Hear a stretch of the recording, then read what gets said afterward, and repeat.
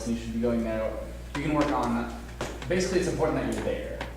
You should be working on the ASUN things, but just go to the ASUN office one time a week, sign in, and spend an hour there, and that would be wonderful. In addition to that, recently, within the past month, the last ASUN Senate put a new bylaw in about East Campus office hours.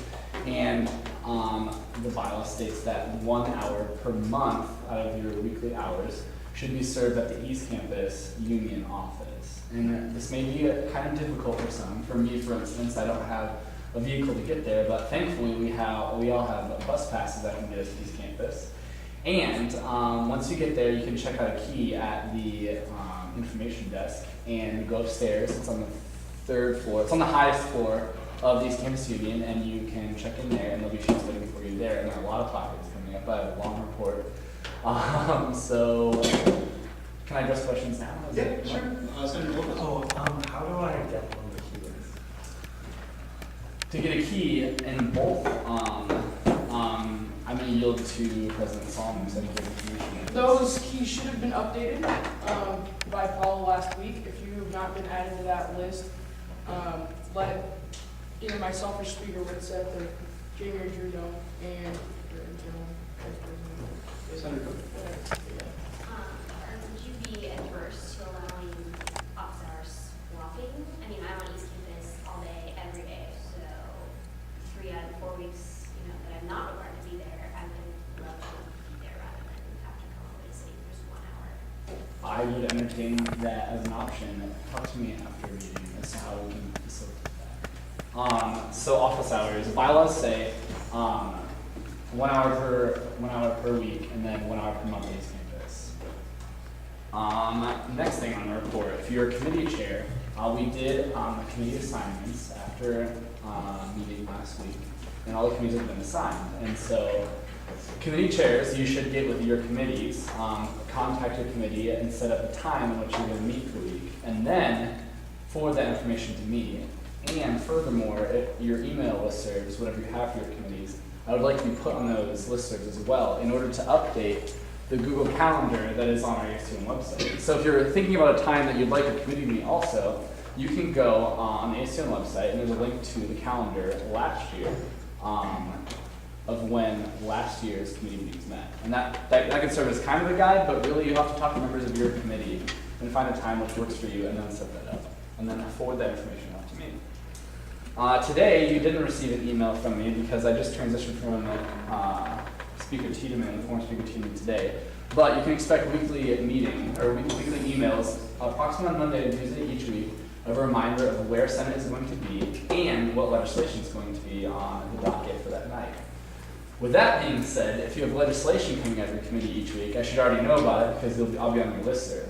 But if you have something that didn't get put on the listserv and doesn't get sent out to your committees, then if you would be so kind as to forward pieces of legislation to me before they get to Senate, I will forward them to senators before they get to meetings so that they can review it and form their opinions and whatnot, and in the Senate and already informed.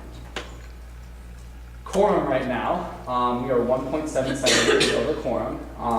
We've had a lot of excused absences, but not every absence on is excused. And so that brings me into attendance policy.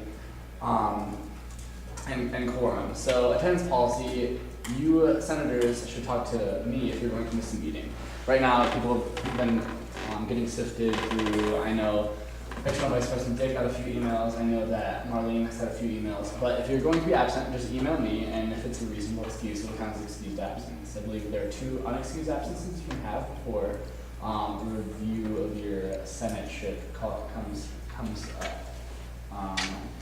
As far as right now, if anyone has to use the restroom or leave to take a phone call, feel free to walk out at any time. But if you're going to leave the meeting, please let me know before you do so I can tell you, oh, we're 10 senators over quorum, that's fine. It shouldn't be an issue if you leave. But as it stands right now, there are a lot of people with classes and other commitments tonight that could not, or they had tests in their classes. So for the information on me, I'm sorry for this lengthy report. It's going to continue just a little bit longer. Feel free to talk to the execs, and the execs have already set up these one-on-ones with you, which is wonderful, and I'm talking to them about maybe sharing some of that burden with them. But also, my role as speaker includes to be your liaison to the execs and to the ASUN administration. If you have any sort of qualms, and maybe you don't want to approach them directly, or maybe you want to hear a different voice, that is why I'm here. My ears are always open, and my phone is always on. So contact me as you will, because that is my duty. Personal projects I'm working on this week. I've been put on the University Alcohol Task Force Diversion Committee. So this Monday I'll be meeting with Student Legal, I think the Vice Chancellor for Judicial Affairs, something like that. And a few other people are sitting, we're revising the diversion policies. So if you get an MIP, or if you vandalize, or if you get a public urinations charge, and you are caught by UNLPD, what our proposal is looking at is possibly taking that out of the state court system and trying to handle it under judicial affairs. I'm not sure how this is going to work. I've only seen the very beginning of this proposal. It intrigues me a lot because you will not have a court record if this happens. And I'm not sure about the legality of it all, but I'm quite intrigued. And it could even direct $77,000 or so from the state towards the university and take a lot of the burden off of the state courts and put it through judicial affairs in the states. So if you're thinking about getting an MIP or vandalizing a public urination, or if you're just interested about these issues, you can talk to me about this stuff. And another thing I did this week, which I encourage you all to do, is I programmed every senator, every CFA member, and I will get every GLC member, anything that is on this ASUN roster and has a phone number, I programmed it into my phone. So if someone wants to know, do you have this number, do you have this number, I have that number, and if you do that, you will too. I think this is pretty much all my report. My reports like this should never be this long. Perhaps some of you were ogling this cookie that is on my desk, my little pocket right here, and what it is for. And I'm weekly going to present, I'm going to continue the tradition that former Speaker Tiedemann set up, and award a Senator of the Week. And I didn't even think I'd have a Senator of the Week this week.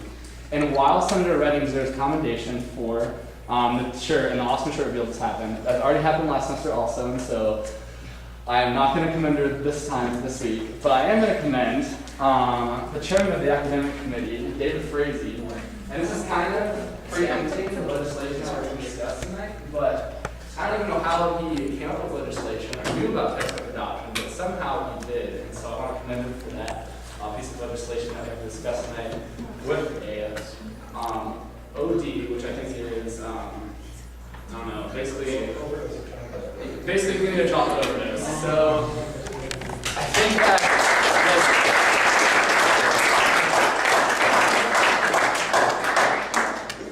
that concludes my long-winded and lengthy report. Thank you for putting up with that. We will now have the executive report from Appointment Secretary Chair Williams. Yes. If you've been into the ASUN office and looked at applications, a lot of the deadlines have been extended to April 22nd. We still need people to apply for. I don't have anybody applying so far. Grading and examinations, LGBTQ affairs rep, non-traditional student rep, parking advisory board, parking appeals, racial affairs rep, Senate spot for nursing, senator of the education and human sciences, teaching council, and women's issues rep. And that's a yesterday edition. So I will be sending this out in the ASUN takeout as well. But please keep those positions in mind when you're sharing applications with friends or not friends, because we like inviting you to the ASUN. Also, CFA, that position, that application is due the 21st. And then as President Solomon mentioned, the big event exec applications are due by Friday. Everything else is due the 22nd. I am experimenting with Google Docs as to how to do a recommendations form, but as of right now, if you have any recommendations, I can take a paper one. Just kind of let me know if you're going to put it in my mailbox or something. Also, applications are online, but the due dates on those online applications are wrong. But please keep those in mind, and you can share those applications with emails or anything like that if you think there's some wonderful people in one of your classes. Please go ahead and do that. So, yeah, and all the updates should be in case we take them.